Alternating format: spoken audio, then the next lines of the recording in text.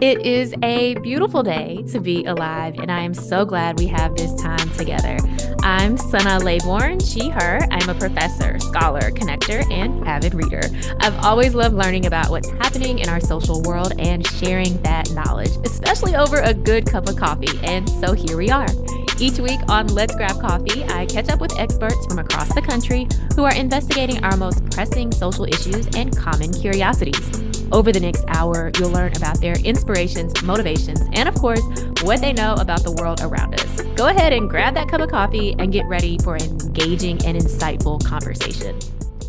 So far in 2023, lawmakers in 37 U.S. states have introduced at least 142 bills to restrict gender-affirming healthcare for trans and gender-expansive people, nearly 3 times as many as last year. Here in Tennessee, 22 anti-trans bills have been filed this year, ranging from prohibiting gender-affirming care, limiting students' participation in sports, barring diversity, equity, and inclusion training in public institutions of higher education and among state contractors, and asserting that teachers and other public school employees are not required to use a student's pronouns if they are not consistent with a student's assigned sex at birth. These bills and similar others are often introduced under the guise of protecting minors, but effectively intensify moral panic, perpetuating transphobia, and the conditions that make our society less safe for all of us. If safety is our goal and ensuring our children thrive, then it's time we examine our own misunderstandings about gender, identity, and what it means to be trans. To help us do just that, today I'm joined by Schuyler Bailar. Schuyler Bailar, he, him, is the first transgender athlete to compete in any sport on an NCAA Division I men's team. By 15, he was one of the nation's top 20 15-year-old breaststrokers. By 17, he set a national age group record. In college, Schuyler swam for Harvard University on Harvard's winningest team in 50 years. Schuyler's difficult choice to transition while potentially giving up the prospect of being an NCAA champion was historic.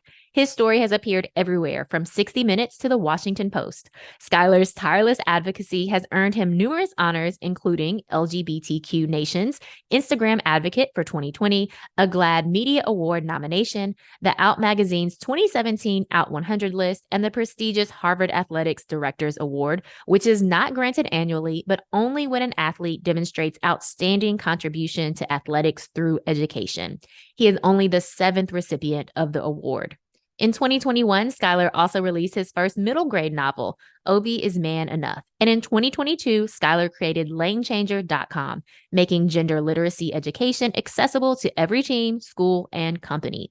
Schuyler is the author of He, She, They, How We Talk About Gender and Why It Matters. He joins us today. Hi, Schuyler. So good to have you here. Hi, Suna. I'm really excited to be here. Thank you for having me. Yes, I absolutely had to have you on when I saw this book that you have written, because I think it's such an important conversation for all of us to have. And I didn't know what to expect when reading your book. I was like, okay, I know I'm going to learn, obviously, about how we talk about gender and why it matters. But I was so blown away by the way you really invited us into a conversation, and it feels like a conversation. And I thought that was so important because for a lot of folks, maybe this is the first time that they are even kind of thinking through some of these different topics, and it can seem scary. They don't want to get it wrong. They don't want to offend anybody. They're maybe even afraid at their own ignorance, right? And so I love how conversational and how personal this book is. And also, I found myself being able to, read a chapter and kind of put it down or then come back to it. And a lot of the chapters also, I could envision someone maybe even skipping around from different chapters because you've written it in such a way where it's easy to follow along and understand and digest the topics within this phenomenal book. So thank you so much.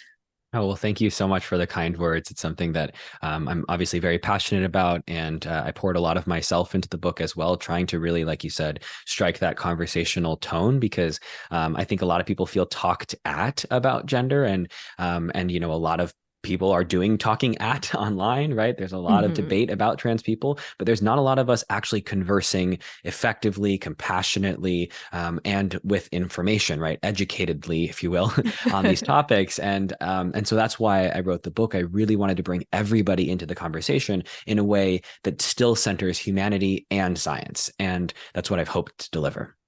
And you absolutely did it. And I love you brought in both the humanity part and the science because I love I learned so much. You include Oh, good. science, you include history, you include so much in the book. So people have I think, a very expansive understanding and can walk away from the book feeling like, okay, I feel empowered, educated, and not just for folks who maybe are like, I'm still kind of grappling with my own gender identity, but also Mhm. I'm thinking for trans folks who read the book, I could imagine this is also very affirming as well. So again, just so much praise and so much love for this book that you've written.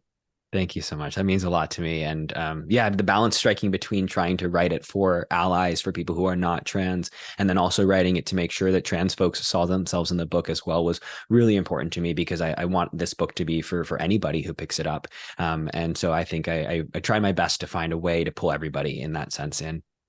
Yeah, I think you absolutely did that. What I also appreciated about the book was that you gave us a lot of definitions along the way so that we can make sure we're using the right language and understand what the meanings or agreed upon definitions as of right now, what they are, as well as a glossary, because I'm all about being able to like find the information I need and even refresh. So I Sure. wanted to start our conversation around pronouns because that's Yeah. something. So I'm an educator. And I hear a lot of other educators talk about using pronouns, or even some people saying they won't use pronouns. I Mhm. mentioned in the intro that Tennessee passed a bill saying that public school teachers and employees do not have to use the appropriate pronouns. And so I want to start there because I think that's something that a lot of people might encounter Right. and might even be new for them of, okay, why am I introducing myself and using my pronouns? Yeah. Yeah. So I'll answer with a thought that came to my head. So I read a comment several years ago, and it's one that always comes back to me whenever people talk about pronouns, which is there was this tweet or comment or something that was like, I'm not going to date any person who has pronouns. Like I won't date a girl with pronouns. And what I first want to remind everybody is that actually everybody has pronouns, right? Yeah. Even cis people who are not trans, y'all have pronouns too. And I think that people forget that. They think that gender is just a trans experience. And for everybody else, it's just, some sort of default where there isn't a gender experience. But that's not true. Everybody has a gender experience and everybody has pronouns that they do or don't like, right? Mhm. And it's just our relationship with our awareness of that. So, first thing is to remind people who are not trans, you have pronouns too. And you probably don't like when people don't use them correctly, right? I don't know Mhm. many cis people. So let's say like a cisgender man, a man who's not trans, they don't really like to be called women or miss or lady. In fact, doing so is a pretty common way to offend a man, right? Mhm. And similar with a woman, they don't like to be called men or mister or other gendered words that are male. So we all don't like misgendering for the most part. Are there exceptions? Sure, but we need to remind Mhm. ourselves of that first, which is that we don't like to be misgendered, and therefore trans people don't like to be misgendered either. I always encourage people to introduce themselves with their pronouns. You did that as well. You did my bio. You introduced me with my pronouns, and it really is a note that says, hey, actually, we can't assume everybody's pronouns simply by the way that we look, right? Mhm. And people have an understanding, or I'm going to say a misunderstanding, that everybody's gender is obvious, quote unquote, by the way that they look, right? The hair length, whether or not they're wearing makeup, what their clothing looks like, the colors they're wearing, how their voice sounds, right? And we immediately are taking in all these signals and then immediately gendering the person. And we Mhm. assume that whatever we spit out is correct. And if we can't figure it out, then that's the first thing we notice, right? Yeah. And what I want people to understand is the way we gender people is actually societally imposed. Because if we go back many years, people actually wore different clothing, right? At one Mhm. point, pink was considered a masculine color and blue was considered a dainty, delicate girl's color. At one point, men wore powdered wigs, makeup, heels, and skirts. And you're wondering Mhm. when, where? The 1700s. Look up any picture of any white man in the 1700s, right? So I think we need to understand that gender expression, how we present our genders, isn't this objective biological entity. It's actually something that we've made up. And that's Mhm. okay. That's great. Dress however the heck you want, but don't assume that everybody's dressing equals their gender pronouns, right? And so make Mhm. space to share yours and they can share theirs. Yeah, I mean, I love that reminder that the societal norms, they change. over Yeah, time. You talked about a color, different lot. colors. Yeah. You talked about colors, styles of clothing. These aren't inherently gendered. We give it meaning. We assign it to be quote unquote boy or girl. And we also assign to society that they're only boys and girls, right? Right, Whereas that's also not a capital T truth, right, right? right. And so I love how in the book, you really give us the opportunity to question and interrogate some of the beliefs that we just take as quote unquote fact that Right. aren't facts at all. Yeah. Well, one of the things I liked, and this is where I really try to engage a lot of compassion, it's not only for other people, by the way, also for myself, because I also grew up in this world that taught me that binary, right, of Mm-hmm. gender is only two things, male or female. And I think that we need to be gentle with ourselves. We also need to be kind to other people, but we can be gentle with ourselves as we undo what we think we know about the world. And a lot of Mm-hmm. people are not willing to admit, actually, I was wrong, right? Actually, what I learned isn't correct. But when we don't do that, when we don't update what we know, we are sitting on like old information, right? A lot of people come to me and be like, but it's biological sex, it's biology. I learned it in basic, middle school biology. I'll be like, that's exactly the problem. You learned that in middle school, right? We need to update. We're not in middle school anymore. Mm-hmm. And people are afraid to do that because it breaks their conception of reality. It shifts what they understand about the world to say, wait, there's more than just male and female, right? Or maybe there's more than just cisgender people, right? So I think Mm-hmm. it's important for us to sort of exercise that gentleness with ourselves as we break open this concept of the gender binary. And part of the way I like to do that is actually looking at history, right? So you mentioned that I bring history into the book, and it's important to recognize that the way we see gender now has not been consistent over time. People are like, Mm-hmm. oh, it's, from the start of time, this has always been true. No, there's actually many societies in which gender wasn't the hierarchy that the society was based upon. There were some languages where woman wasn't even a word because people were just one group of people, and the distinguishing factors was actually age, right? Mm-hmm. In lots of indigenous societies, a third gender or a quote non-binary gender was celebrated, sometimes even as if they were deities, right? So there is lots of different history that's much more welcoming towards trans people, gender diverse people than we see now. And so I like to remind people transness and trans people are not new, but transphobia, that actually is new, right? Especially Mm-hmm. in the sort of intensity that we're seeing it now. Yeah. I mean, I think that was so important. And I love that you brought up being gentle with ourselves because, as you mentioned, we're raised in a society here in the US where gender binary is what we're taught and probably what we experience when we go to school, being segregated into boys and girls and, things like that. And Right. so it can be a big ask for people to get comfortable with like, oh, what I was raised to believe might not actually be true. And then what does that mean, moving forward? Yeah. We are often very resistant to change. And so this could be difficult for some folks. So being able to be gentle with ourselves, I think, is a really great reminder. We've been using a few words that maybe for some folks is new to them. So we talked Yeah. about cisgender and even talked about trans. And I'm wondering if you could just give us some intro definitions to make Yeah. sure that we're all on the same page. Yeah, a little live glossary. Yeah. So trans and cis are shortened words of transgender and cisgender. Transgender is an adjective that defines a person who does not identify with the gender they were assigned at birth. When we're born, we get assigned a gender. I say assigned with intention. Some people will be like, "What do you mean assigned? You were just born as whatever." I do mean assigned because when a baby is born, the body is examined essentially, like the baby's anatomy is looked at, and they say, and they look at the genitals, and it's really that simple. If the genital is a certain length, they smack an M on the birth certificate, and if it's shorter than a certain length, they smack an F on it. And they really assign you your gender by the appearance of your genitals. And I think when we don't think about it that way, we are sort of disillusioning ourselves to what's happening when we gender a baby. That's all that's happening. We don't know what the baby feels. We don't actually know a whole lot about the baby's karyotype, their chromosomes. People will always be like, but chromosomes. Most people have no idea what their chromosomes are. We could guess, but most people have not been karyotyped, right? We're not looking at internal genitalia. We're not looking at testosterone or other hormone levels. We're just looking at the baby's genitals at birth. And so we assign gender based on that appearance most of the time.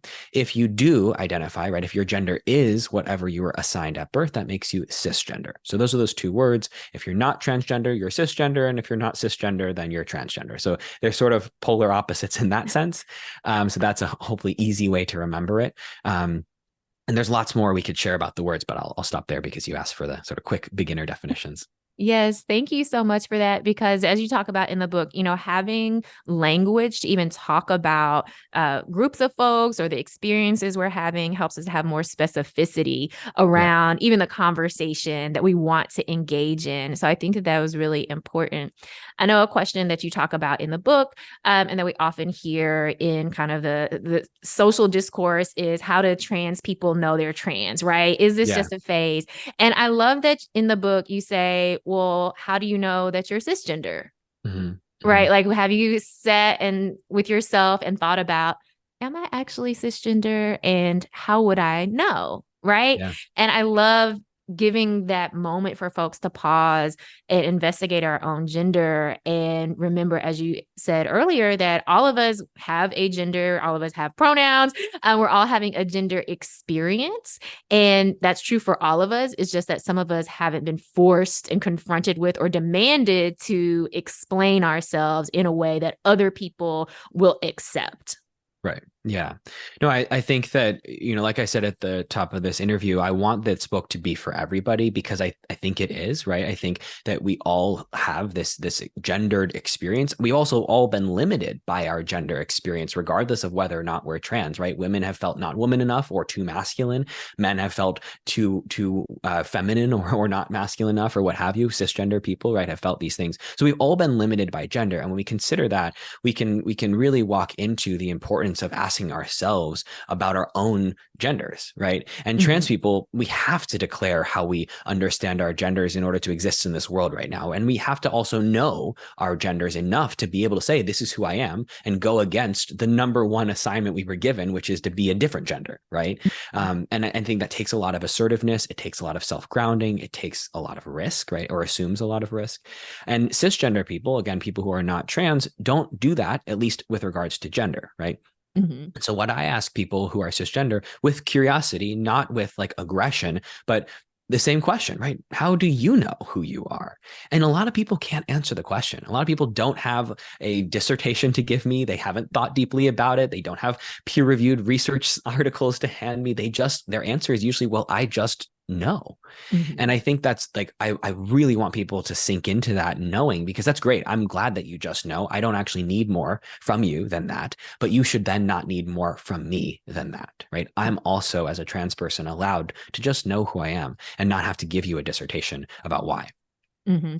That was so powerful to me, is thinking about the things that we just know about who we are and we know about ourselves, and being able to cultivate that knowing, right? And to be able to hold that knowing. And I could imagine, particularly for trans folks, being able to hold and keep that knowing within, as the society that we live in is trying to say something is wrong with that, or no, you don't know, or that's not valid. So I think there's something really powerful in knowing who you are and knowing that that's enough, right? Like maybe I don't have the language, or I can't explain it to you, or before I've encountered this book, I couldn't, break down the history and, everything that's happened, but I just know who I am, and that being enough. And I thought that was so powerful. I'm wondering if you could talk a little bit about this accusation, or the way folks talk about trans people as quote unquote changing genders. And could you tell us a little bit about why that's incorrect? Yeah. Well, so I want to say that, and I talk about this, like you said, in the book as well, that there's all different kinds of trans people. And I think it's important to recognize that whatever I say about any of this is what I think is generally accepted by the trans community. But there's always people who don't, agree exactly with me, of course, and I can't possibly speak for the entire trans community. So I'll answer this question, but I just really want to reinforce that, because I think it's important to recognize that if some trans person does tell you, I've changed changed genders. Great. Okay. Then say cool, right? Let people tell you who they are.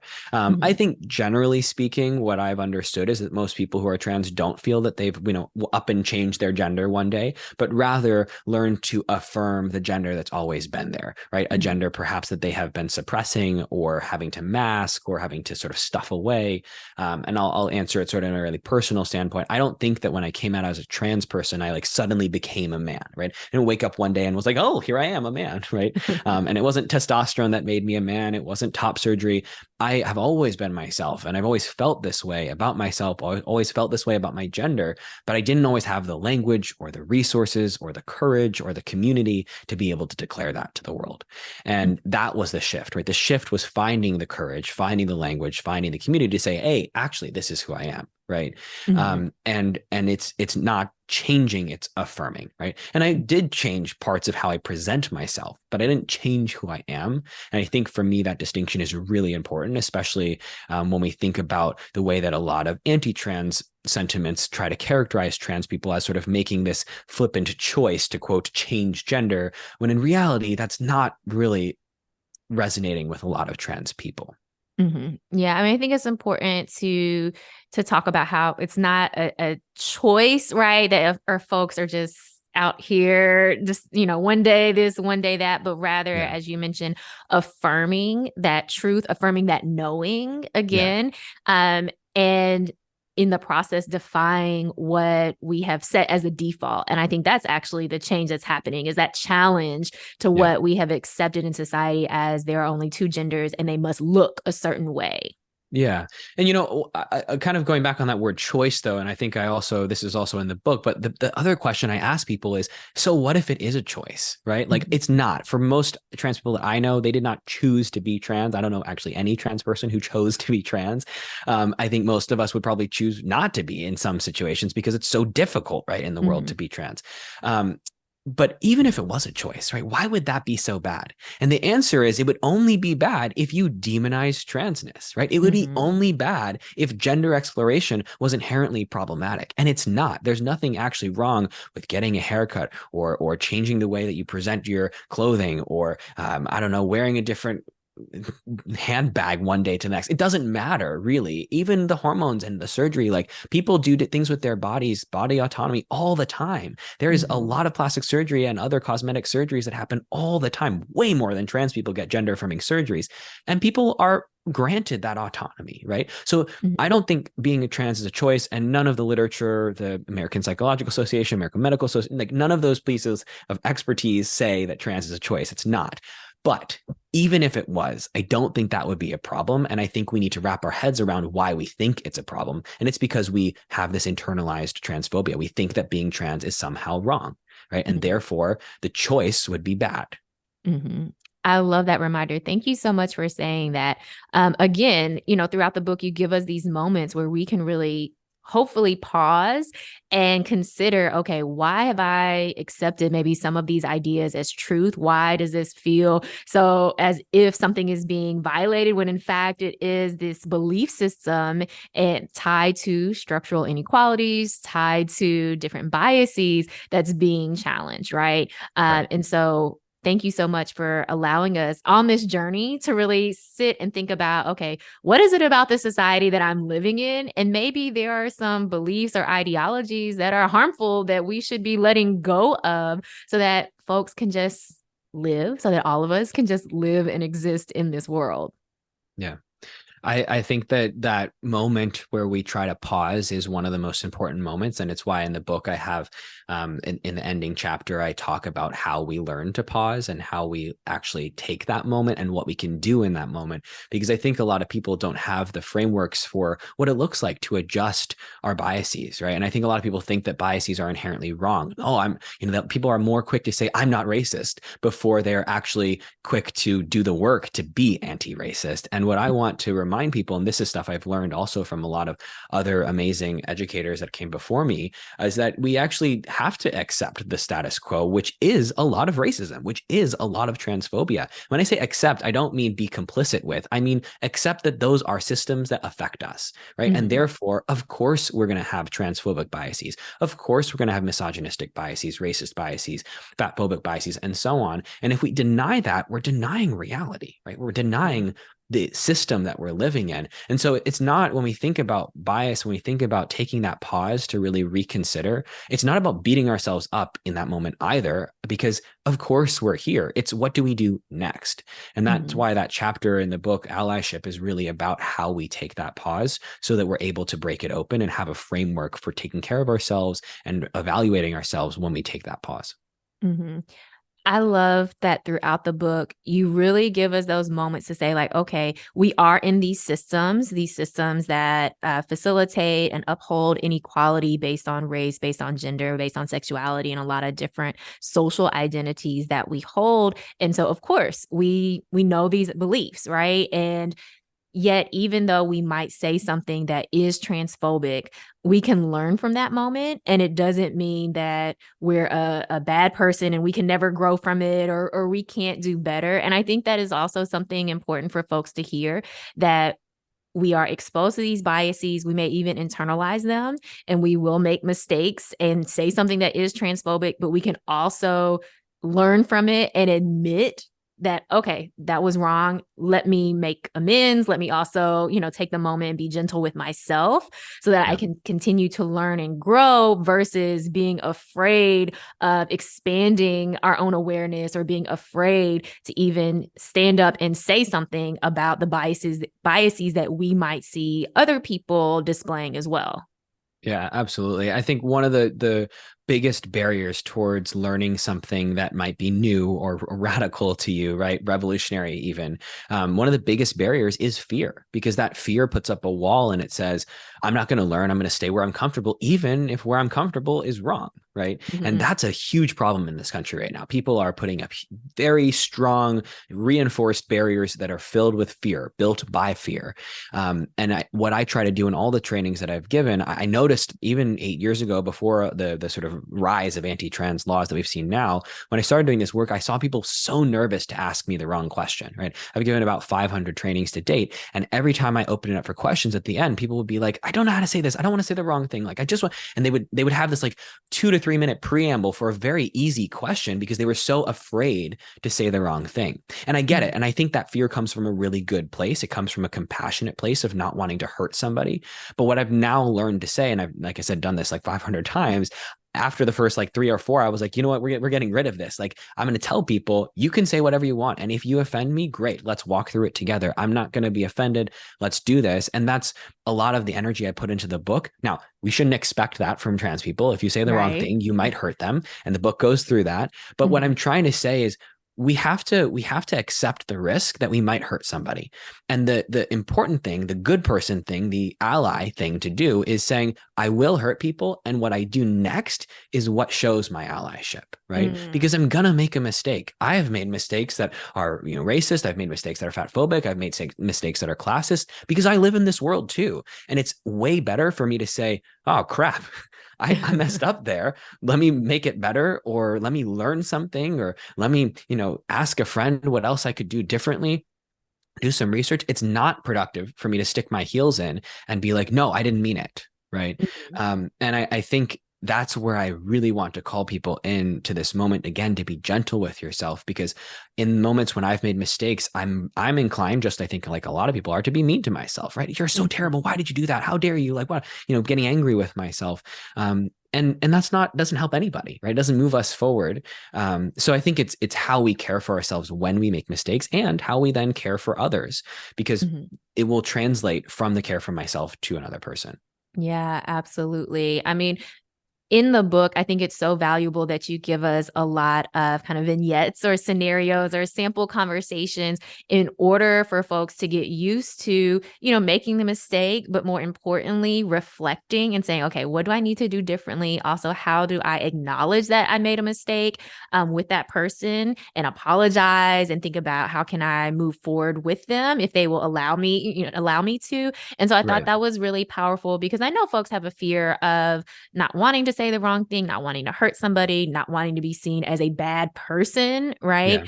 Yeah. And so there's a lot at stake, or we build it up for there to be a lot at stake. And so I really appreciated you giving practical examples of conversations to have, also how to show up as an ally in our workplaces, in our families, friend settings, other professional settings as well. And so that was really valuable.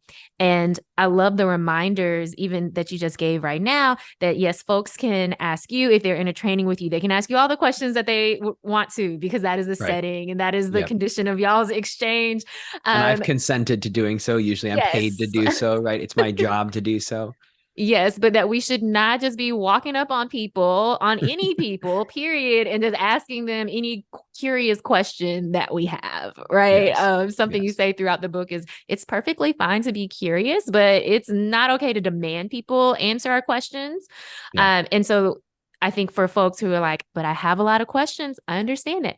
Get the book because you walk through so many different questions that I know folks have around. You talk about dating, around, different sports debates, of course, the bathroom Sure. debates that we always hear about. And so all those curious questions are addressed in the book. And so I think it's a good starting place, maybe, or even a Yeah. continuing place for folks if they have Yeah. questions. And so that you don't have to, walk up on a stranger and start asking them really inappropriate questions, right? That Yeah. they should not have to be asked or answered. Yeah. I mean, I think I always like to give people I like to put it into like a cisgender context, right? Because I think when people, meet a trans person, suddenly a lot of their common sense can go out the window because it's something that's new and so their curiosity wins, right? Mhm. So for example, a lot of trans people are asked about our surgeries or about our transitions. And it's usually some form of like, well, are you going to do the full transition or are you going to get the surgery? Or what surgeries are you going to do, right? They ask all these questions, and I think, at least in my experience, when I first came out, I thought, okay, well, maybe they're asking me these questions because when I say I'm trans, that's like the only thing that they can think of that's relevant, and so that's why they want to ask about that.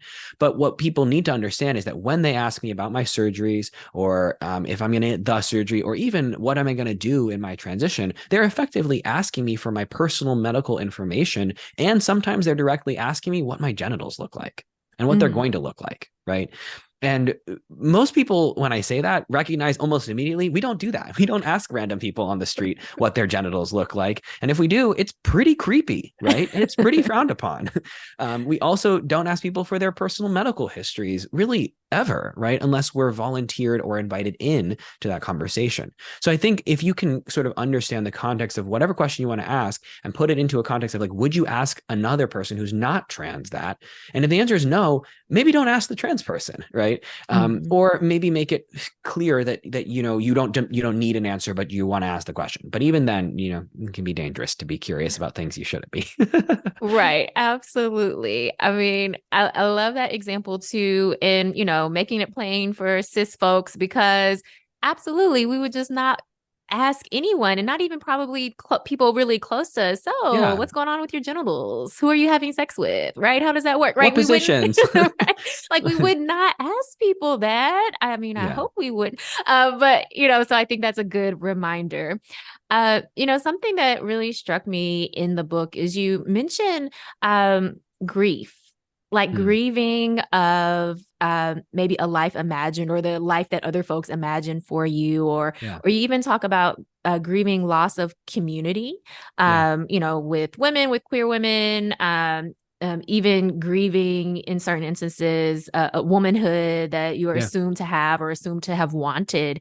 Yeah. And I thought that was so important for me to read anyway. I'll just speak for myself Sure. because I think so often conversations about trans folks is really well, anti-trans or transphobic, but also separating people from their humanity. Yeah. And to read what you had written in the book around the grieving process, I think just really helped me understand even more part of the experience that some trans folks had. So I just wanted to say I really appreciated you, sharing that and writing that in the book. Well, thank you so much. I think that was definitely something that was new for me to share. And I was very excited to share it as well, because I think it's nuance that didn't fit elsewhere, right? It doesn't fit in a couple-minute interview in a TV show. It doesn't fit in an Instagram post. I don't think I really felt that I could express it except for in a book. Mm-hmm. And, a lot of it is complex, because I think when people hear the word grief, they think of sadness, they think of crying, they think of like bad, right? And I Mm-hmm. don't see grief that way, especially not in the ways that I wrote about it. I Mm-hmm. think grief is painful, yes, but I also think it was, evidence of something beautiful in my life. And a lot of, I think, conceptions about trans people require the trans person to hate who they were before they Mm-hmm. transitioned, right? This like, I can't see pictures, I can't do, ever, confront that version of myself. And there are trans people that have those experiences, and that's 100% valid. But that wasn't my experience. I didn't have this like hatred for who I'd been. In fact, I had a reverence for all of the different parts of me that I've walked through the world, showing, because I am all of those, right? I'm a Mm-hmm. compilation of all the people that I've ever walked the world as. And I think my manhood is augmented, is improved by the womanhood I once had, right? Mm-hmm. And I don't feel like it's gone from me. I don't think other people can see it, but it's something I hold really close to me, that history, that origin of womanhood, especially, coming from a very, I would say, empowered and powerful line of Korean women. My Mm-hmm. grandmother is North Korean, escaped from North Korea right before or Northern Korea, actually, at the time. Um, right before the war. I think there's so much powerful womanhood in my history, and Yeah. I feel that my history of womanhood is a tribute to that. And so there has been grief in losing the way that other people see me as comrade or as enemy, right? Mm-hmm. And I think that, for good reason, women and femmes look for other women and femmes to feel safe around, because Mm-hmm. patriarchal violence is ubiquitous, right? Mm-hmm. And I now look like patriarchal violence, right? I align in that category because I look like a man, and people Mm-hmm. perceive me as a man, and they don't see my womanhood. And so I've lost that automatic camaraderie with women and femmes, that I still feel Mm-hmm. internally, right? I still feel that connection, because I that was my origin story. And I can understand a lot of what many women go through in this world because of that history, but they don't know that I have. And so there's Yeah. been grief of that separation, that sort of distance that's there. And I think the ones that love and trust me the most, right, I feel closest to women I know that that's that history, right? They understand that, but that's not the same walking down the street. And so I have to be really mindful of what that means when I walk around the world with male privilege and the implications of the patriarchy. Mm-hmm. Yeah, I mean, in the book, you say, before I transitioned, I was the object of misogyny. Now I'm expected to be an accomplice to it. And that just, I mean, just thinking about that, I was like, wow, like that's so, like again, Yeah, thinking about that big shift, again, not a shift for you internally, but a shift externally, how people yeah, are perceiving you, and how, again, we are socialized into gender and into beliefs about what it means to be a woman or man and how you should be treated, or, different biases, again, that we learn. And so to have you write that into the book, I also think it just gave me another opportunity to think about how I'm socialized into gender, the different beliefs or biases that I hold, and right. how, as you mentioned, it's inescapable because that is the society that we live in. Right, right. Yeah, I think that was probably one of the biggest points of grief. I think I went through stages of grief that included anger and denial and upset, because I didn't know how to accept that I could be perceived in accompliship with the patriarchy. I was like, I didn't come from here. I'm not a cisgender man. I'm not, this like straight cisgender man. I'm like this queer person with this very queer history. Like I walked the world as woman for 18, 19 years. Like how could I be in this other category? And I think the world actually caught up with me more quickly than I did with myself, because as soon as I looked, quote unquote, enough like a man, that was that, right? The world saw me differently, and I didn't adjust that quickly. So there was this period of lag where I was like, why is the world seeing me differently, right? Why are women like more likely to cross the street? Like I remember walking behind, like I was walking down the street and it was late at night and there was a woman in front of me and she kept on turning to look back at me. And I Mhm. kept on turning back behind me because I thought she was looking behind. You know, I was like, what's going on? Like, what's here? Right. Right. Kept looking behind me. And then there was nobody behind me. And then I figure out she was looking at me. And I'm a speedy Right. walker. So I was like, I think gaining on her. And it didn't occur to me that I could make her afraid, but I realized she was afraid of me. And I was like, Mhm. oh my God, this is such a different world that I'm walking now. I slowed down and I crossed the street because I was like, I don't want to scare it like that. I'm just trying to get home. Right. Right. But it was a very shocking experience for me to consider that just the way I look, right, and the way the world is going to now gender me will deeply shift many of my interactions with other people based on that perception. And I love that you shared that story because I think it also gives us an opportunity to really think through the ways that we move through this world, and those ways are taken for granted. Whether you're the woman or the man in that story, right? And you're Yeah. thinking about safety or not thinking about safety in Yeah. ways that we've learned throughout our lives. Whether again that it's okay for us to walk alone at night, or that it's not okay, Yeah. right? Exactly. And so, again, just throughout the book, moments for us to really just take a pause and question, how we've been socialized into our own gender, and what that might mean as we're, in the world with other folks as well. The other point that I really enjoyed reading in your book is about your family Mm. and how supportive your family has been.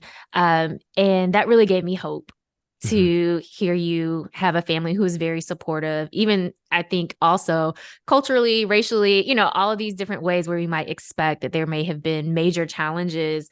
Um, and so that really made me happy that your Yeah. family has been so supportive. But I'm also wondering, how do you resolve or make sense of or gentle with yourself? I'm not even sure what the right word is. When maybe loved ones are resistant to who you are and are invalidating of who you are. Yeah. I think it's one of the most devastating experiences for a lot of queer and trans folks is that rejection from family about our identities, and it's not specific to queer and trans folks. By the way, I think any rejection from parents is often the most difficult rejection we Yeah. experience, right? But it's very common for trans and queer folks to experience some like. There's an extraordinarily high proportion of homeless youth Hmm. that are trans and queer, and a lot of that is because of conflict with family, right? And I think it's really striking when we think about that parents are willing to kick their kids out of their house for their identities. And in my opinion, if a parent's going to do that, person should not be a parent, because you should love your kid no matter what. And can you have difficulty with their identity? Sure, right? Because maybe this is something you don't understand, you're not versed in, you don't have the resources to understand. That's fine, but kicking them out, right, and essentially contributing to their harm, I think is really, really devastating. What I always like to share, a couple different angles. The first is that for the parent, or for other people who are trying to support trans youth or trans people, it's important to recognize that you don't have to understand everything in order to be supportive. And I think people have a really strong commitment to a fallacy, which is that if I don't understand it, it's not real, right? Hmm. And they do this all the time with trans people. Well, I don't get it. I don't get it. I don't get it. Therefore, it can't be. And there's a lot of things in the world that we don't get, right? A Yeah. lot. And I could name, like, I'm just looking around my office. There's so many things in this office. I have no idea how they work, right? The computer being a main one. Right? I have no idea how the computer works, no idea how the microphone works, but it does, right? And I Hmm. trust that it works, that I use it multiple times a day, every day. But just because I, Schuyler Bailar, don't understand how this microphone works doesn't mean that it's not, right? That it doesn't work. And I think we need to understand that, right? It works. I don't get it. That's fine. And we can trust the same thing about trans people and identity, which is that if you don't get it, that's okay. So I think that's a huge one, because if we can let go of needing to understand, we can make a lot more space for love, for compassion, and then understanding usually comes later if we open ourselves, right, to those Hmm. loves and love and compassion. The other thing is for the kids, right, for maybe the adult kids, the trans folks who are experiencing that. I think it's really important to find chosen community, chosen family, making sure that you find a place where you do belong in the world, or at least people welcome you into belonging. Because just because your parents don't make that space or family doesn't make that space does not mean that you don't belong in this world. You do. And you have to find the places that make you feel that way. Yeah. I mean, I was so moved throughout the book on how you were really committed to walking alongside your family, right? And how they were really committed to walking alongside Yeah. you. And that really just gave me so much hope in people, particularly talk about your father and having a difficult conversation and a Yeah. screaming match with him one day. And you say, I need him to understand, right? And I know that he can. Right. Yeah. Like I love him. I want him in my life. I know that he can change. Right. And I thought that was so beautiful. That belief that yes, we can change and that we don't have to understand everything about everything and everyone, but we can still show up for people. And that's Yeah. enough. Yeah. I think one of the things my parents have always instilled in me is the presence that they're not going to ever go away, right? I think they've very clearly committed to being present as parents, being loving as parents, and I have a huge privilege I have had is that I've never felt that they would revoke their love or their support for me as a human. Have we had really difficult conversations about my identity and my experiences? Sure, right? You mentioned a screaming match. I detail at length a screaming match me and my dad had, and there's a couple actually in there about a couple of things. And I'm not proud of the screaming part, but I am proud of our commitment to having those conversations. And sometimes it did take yelling. Sometimes it was really painful to have these conversations. And I think that the reason I was able to, though, was because I knew that they would muddle through them with me, sometimes to a fault, like we both needed to take a break. But especially, I think those conversations have shown me that I can trust that they will eventually understand.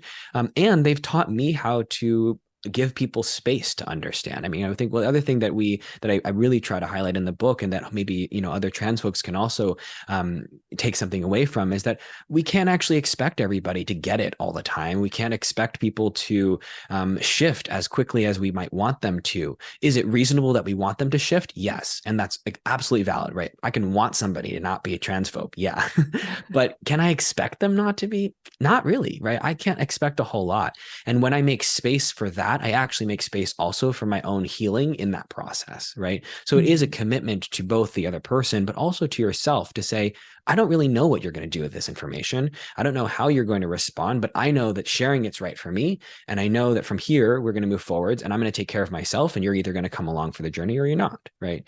And I think there's a lot of groundedness that we can find even in those really difficult moments. Yeah, I think that commitment to being who you are and allowing people in is so important. You talk about that in the book, like making sure that you are committed to you and showing up for you, because that is the relationship, right, that we will have forever, is that relationship with ourselves.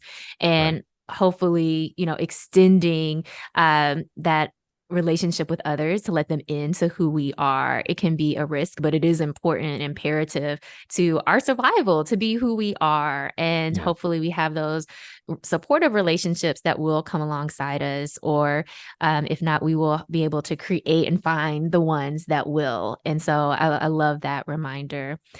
Schuyler, I can't believe that our time is already coming to an end. I thank you so much for writing this book. It is something that I know that I will continue to return to. And I hope that other folks will pick it up and encounter it for the first time and continue to return to it as well. Thank you so much. Thank you so much, Suna. I really appreciate your commitment to this work and your commitment to being open as well. I think that's really commendable. So thank you for your time. Thank you. Thank you so much to Schuyler Bailar. He is the author of He, She, They, How We Talk About Gender and Why It Matters. This book, oh my goodness, I think it's such an important resource for all of us to have. I know for many folks, maybe this whole idea of using pronouns or what does it mean to be transgender is something very new. It's confusing. And this book will help you work through all of the questions you have, all the questions you want to ask, but you don't know where to ask. And I think this will also help all of us really take a moment to investigate ourselves and how we show up in the world, but also the type of world that we want to live in. This has been Let's Grab Coffee on WYXR 91.7 FM. I'm Sana, and I am here every week having curious conversations with experts from across the country, and I hope that you will join me again here next week. Make sure you're subscribed to Let's Grab Coffee in podcast format and also on YouTube. That way you can return to the conversations. If you miss a conversation, you can catch up, and also you can share Let's Grab Coffee with a friend. Well, this is your reminder each and every day. You get to decide. Yes, you get to decide how you will show up in this world and what type of day you're going to have. Over time, it is those daily choices that create your life. So, what type of life are you creating?